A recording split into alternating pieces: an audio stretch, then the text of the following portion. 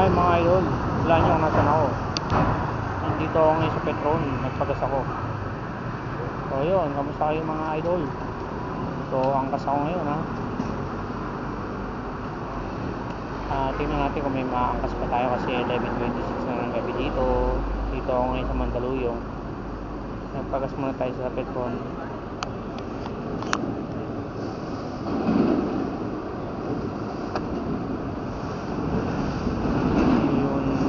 Pumasok kaso lang medyo malayo, hindi muna natin kukunin to, malayo yung pickup. So set destination na tayo mga idol, uwi na rin tayo. Saan nyo sa tayo na uwi tayo sa Pasig mga idol. Hindi ko na sasabihin kung saan ako, baka puntahan nyo pa ako mga idol. So waiting tayo muna ngayon dito sa may gasoline station habang nag-aantay ng booking. Vlog muna tayo. Anong gusto niya pag-usapan natin?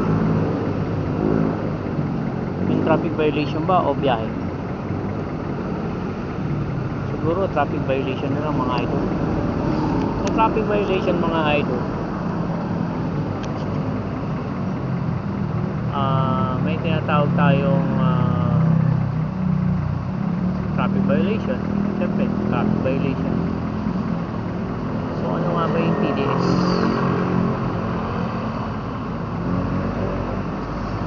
O DTS? Disregarding traffic sign. Ano ba yung normal na disregard pagdating sa traffic sign mga idol? So, normally, ang nag-beat ka ng red light, yun, disregarding traffic sign yun. Basta yung may mga signages, tapos yung regarding sa traffic light, pag dinisregard mo yan, pwede kang tikitan ng traffic TDS o traffic o disregarding traffic sign, DTS, disregarding traffic sign. So ang penalty nito nasa 500 na yata. So mag-iingat kayo mga idol, angkas o sino mang mga rider dyan. Iwasan nyo mag-disregard ng traffic sign. Yung mga one way, mga no left turn, no right turn, kaya nag-iwasan nyo mga guys, mga idol. Kapag sinabing no left turn, huwag kayong kakaliwa pala, kakaliwa, left turn. O no right turn is huwag kayong kakanan basta-basta.